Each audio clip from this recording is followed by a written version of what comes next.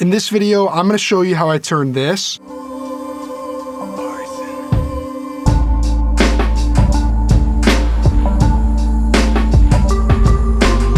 into this.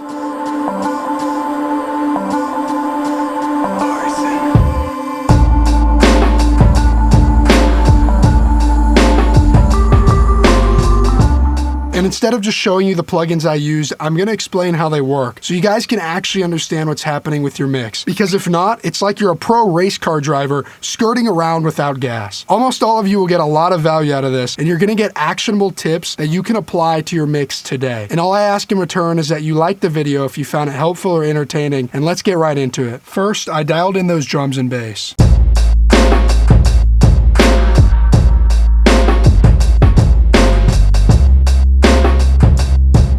And for some of these more mundane items, I'm going to go through them pretty fast and then spend more time explaining the more crucial aspects. So to begin, I channeled each drum sound into an individual bus and then channeled those bus tracks into a single drum bus. So for this kick right here, I wanted it to have a little bit more of a knocking sound instead of a beefy chest punch sound. So I boosted it around 74 Hertz. The reason for this is that I have another kick that sounds a little bit punchier, so I wanted them to fit in together nicely.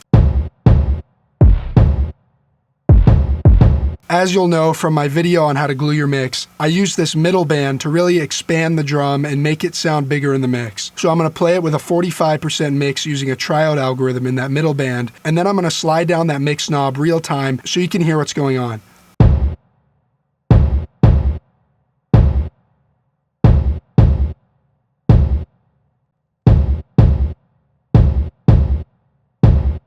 So that really made the kick sound a lot bigger. I did similar items for the rest of the drums, but this snare was especially fun.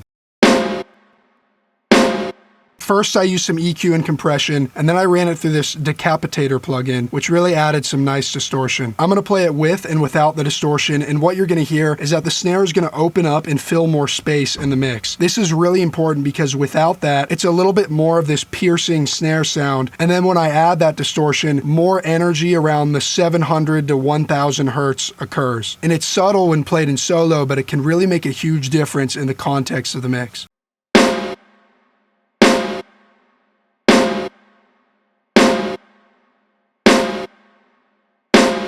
It kind of sounds like a ghost in the wind, just a little bit louder around that 500 to 1000 Hertz range. Then I use this reverb at just 4% wetness. I use similar settings for the rest of the drums, making sure to pan them to various points along the right-left axis, and that created these wide-sounding drums. And let me just say, this mix that was originally sent to me was actually really good. Really, the tweaks I made were in building energy and automation throughout the track, which is one of the most important aspects in mixing. So make sure you stick around for that. And then I just made everything sound a little bit clearer and controlled the width and dynamics a little bit better. All of these drums went into an EQ, another saturator, this SSL channel compressor, which sounds really great on drums.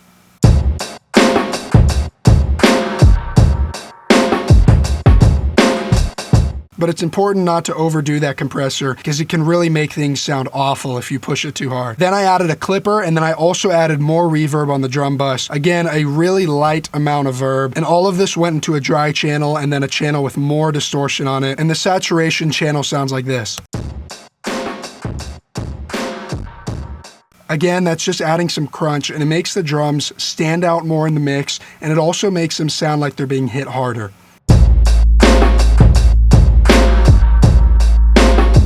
For the sub bass, again, I really liked how it sounded from the get-go, but to start off, I used this fantastic EQ plugin to really make it sound a little bit more present in those lower mids. And then of course, I added some saturation. Specifically, this one was in that mid region, and I used this tube algorithm, and then it sounds like this with and without that.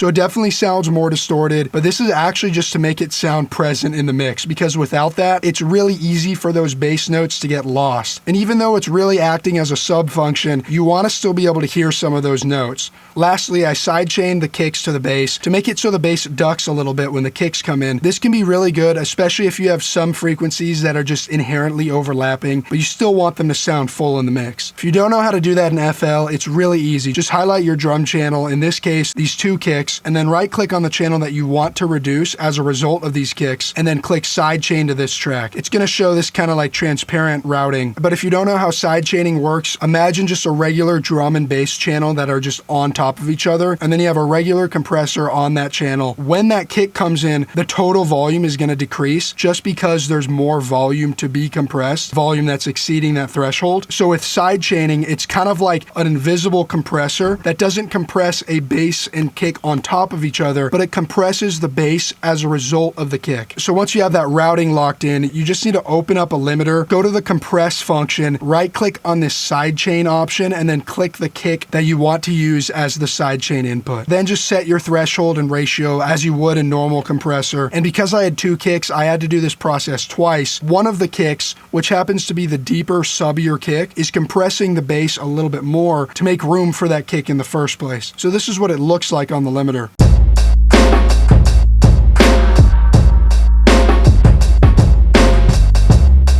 That deserves a like right there. At this moment, I have the kick turned off, so you're just going to hear that bass periodically reducing in volume as a result of this kick.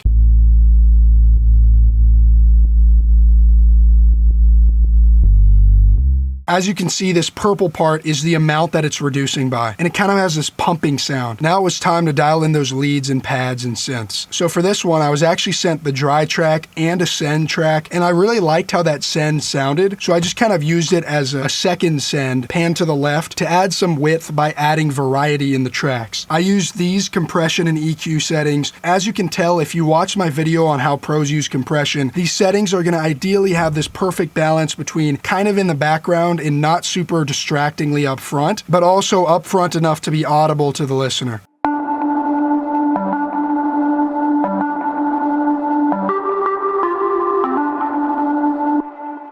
I used this saturator in a narrow upper mid band to really kind of add some of a blown out speaker effect.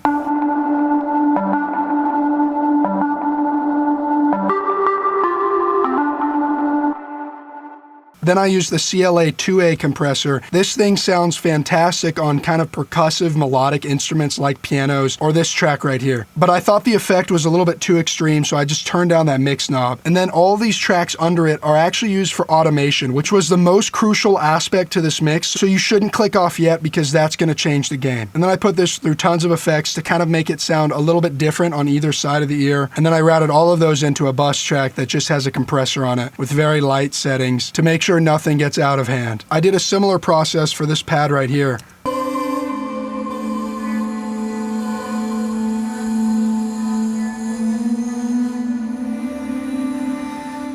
And again, these last 3 plugins are used just for automation in the track. For example, this EQ makes everything sound confined to this middle band of frequencies, and then it releases to expand for that drop.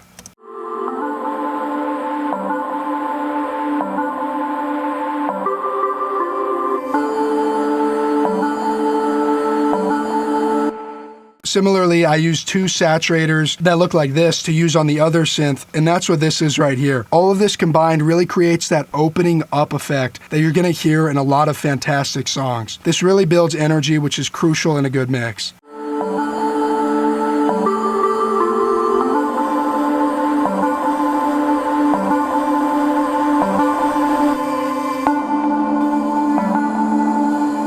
I also automated the volume balance of different tracks, and that's what these pink ones are. And again, if you don't know how to automate something, all you have to do is click what you're trying to automate, tweak the knob, and then reset it to its default position, and then click Tools, Last Tweaked, and then Create Automation Clip. That's just going to create one of these, and you can adjust accordingly. But you're not supposed to just do it on one track. You have to do it on a bunch of tracks because they all work collectively to create this great effect. This is what this section sounds like before and after automation.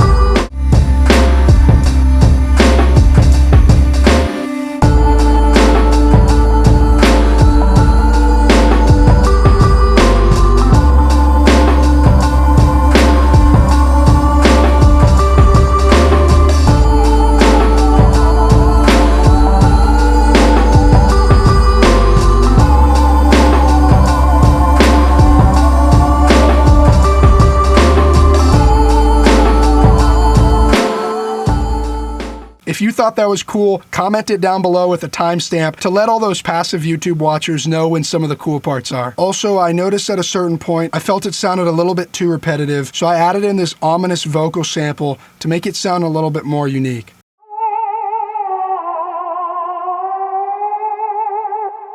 But I added a ton of effects to it because this is what it sounded like originally.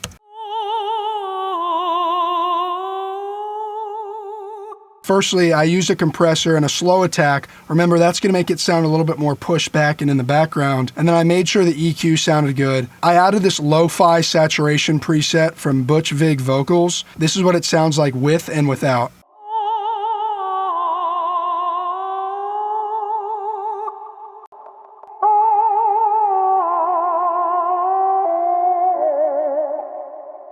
And those last two notes of that second half are just copies of the original last note, and they're just pitched down a few cents to add some variation to the melody. And this is the Magic plugin. I added the Abbey Road artificial doubling track, and I put it on this preset Fake Stereo. This is what makes it sound like this crazy, ominous, wide ghost sound.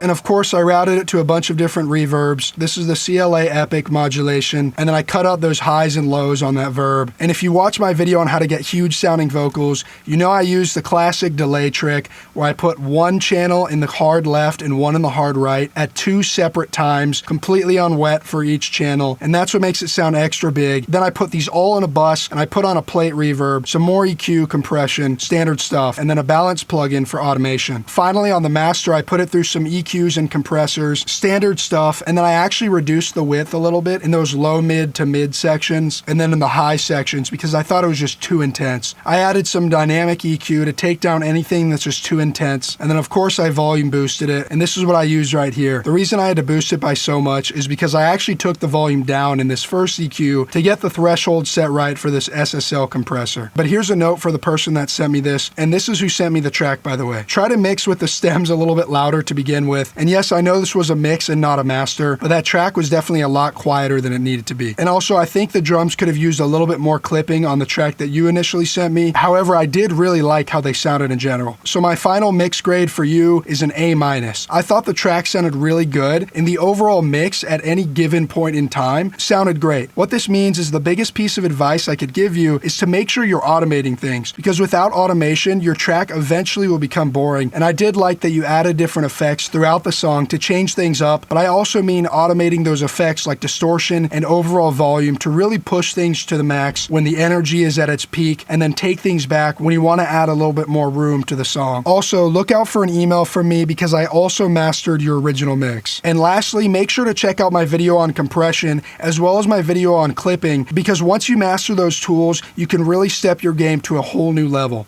Okay, that's pretty much it. If you like this video, send it to a friend and subscribe. Thank you for watching. Have a great day.